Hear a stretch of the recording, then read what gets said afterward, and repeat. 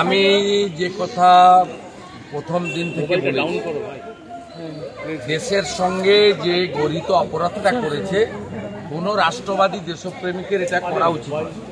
পার্লামেন্টের পাসওয়ার্ড বিদেশে পাচার করেছে, এটা প্রমাণিত।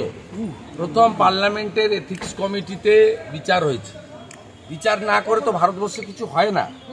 তৃতীয়ত লোকপালে বিচার হয়েছে, সেখানে প্রমাণ হওয়ার পরে লোকপালই সিবিআইকে এফআইআর রেজিস্টার করার দায়িত্ব দিয়েছে। যেহেতু in exchange of gift or bribe, সেই কারণে মানি লন্ডারিংয়ে ইডিও ঢুকেছে, এ তো স্বাভাবিক ভেবে। তাই শুধু সাংসদ পদ রদ করা নয়, এই রকম দেশের সঙ্গে বিশ্বাসঘাতকতা করা মানুষের জেলে স্থান হওয়া উচিত।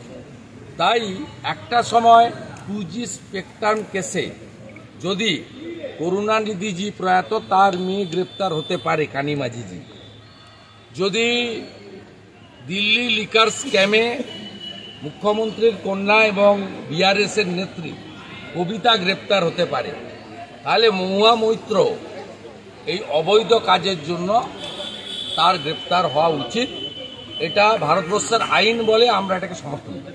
আমতলায় আজকে অভিষেক বন্দ্যোপাধ্যায়ের সভা ছিল, তার বেশ কয়েকটা দাবির মধ্যে একটা হচ্ছে এলাকায় 5,000 কোটির তিনি প্রকল্প করেছেন, তারপরও বিভিন্ন বুথে আইএসএফ বিজেপি এরা কেন লিড পাবে? যদি লিড পায় তা বন্ধ করতে হবে।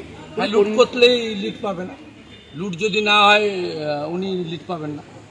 উনার বিরুদ্ধে ভোট হবে, কে দাঁড়িয়েছে বড় কথা না।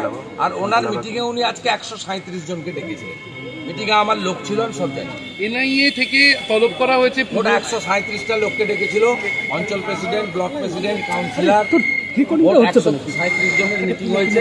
ওনার মিটিংয়ে আলপিন থেকে এলিফেন্ট, আপনাদের শুনতে হবে না আমার কাছ থেকে। তৃণমূলের পক্ষ থেকে বলা হচ্ছে যে 28শে মার্চ এনআইএ এর মাধ্যমে পূর্ব মেদিনীপুরের বিভিন্ন তৃণমূল নেতাকে তলব করা হয়েছে। পূর্ব মেদিনীপুরে বিজেপি হারছে বুঝে এইভাবে এনআইএ নামিয়ে দেওয়া হচ্ছে দাবি তৃণমূলের। না না, আপনাকে বলি, দেখুন, হাইকোর্টের হস্তক্ষেপে এখানে এনআইএ যে কেসগুলো নিয়েছে তার মধ্যে একটা হচ্ছে পশ্চিম ভাঙনমারির কেস, খেজুরি। সেখানে তৃণমূল নেতারা গ্রেপ্তার আছেন, অনেকে বাইরে আছেন, এটা তো অনেক দিনের ওল্ড কেস। দ্বিতীয়ত হচ্ছে ওই আমাদের ভূপতিনগরের নাড়ুয়া বিলাতে যেখানে বিস্ফোরণ হয়েছিল, সেখানে হাইকোর্ট আপনার এনআইএ তদন্তের নির্দেশ দিয়েছিল। এটা প্রায় 8-10 মাস, 1 বছর হয়ে গেল ডাকাডাকি চলছে, তো সেই মামলায় এখনো গ্রেপ্তার হয়নি। এবং সমস্ত কেসই পুরনো কেস। আমরা দায়িত্ব নিয়ে বলতে পারি এই কেসের সঙ্গে রাজনীতির কোনো সম্পর্ক নেই। যারা এই বিস্ফোরণ কাণ্ডে যুক্ত তাদের গ্রেপ্তারের দাবি আমরা আগেও করেছি, আজও করছি।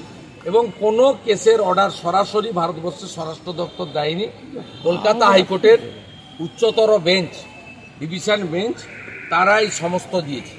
তৃণমূল কংগ্রেস বা ভিকটিম যারা মনে করছেন, বলছেন যে আমরা ভিকটিম হয়ে যাচ্ছি, তারা সুপ্রিম কোর্টে যেতে পারতেন।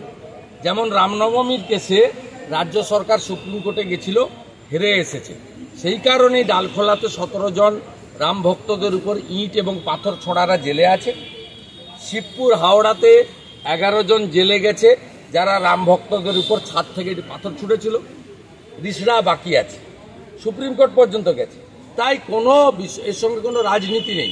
উল্টে আমি বলবো, পূর্ব মেদিনীপুর জেলার এসপি সৌমদী ভট্টাচার্যের নেতৃত্বে মিথ্যা মামলায় ভারতীয় জনতা পার্টির কর্মীদেরকে 107-এর মামলা কাটা হচ্ছে।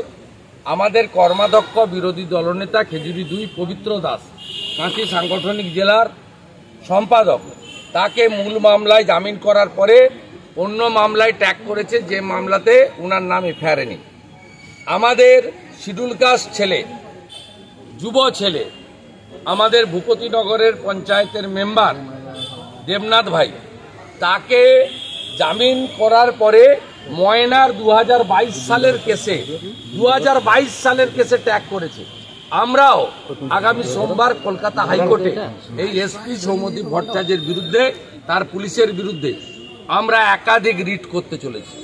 তৃণমূল কংগ্রেসকে বলবো, ক্ষমতা থাকলে আদালতে গিয়ে লড়াই করুন, সে লড়াই মোকাবিলা আমরা করব।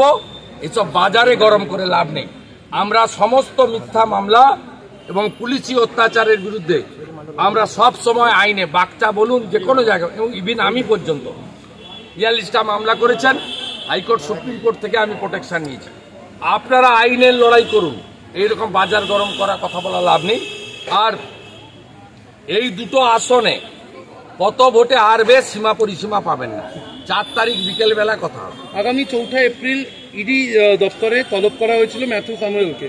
ম্যাথু স্যামুয়েল তিনি আজকে তলবের উত্তরে চিঠি লিখে বলছেন যে ভোট এলেই কেন এই পলিটিক্যাল ড্রামায় আমায় বারবার, এটা সাব জুডিস ম্যাটার আর অনগোয়িং ইনভেস্টিগেশন।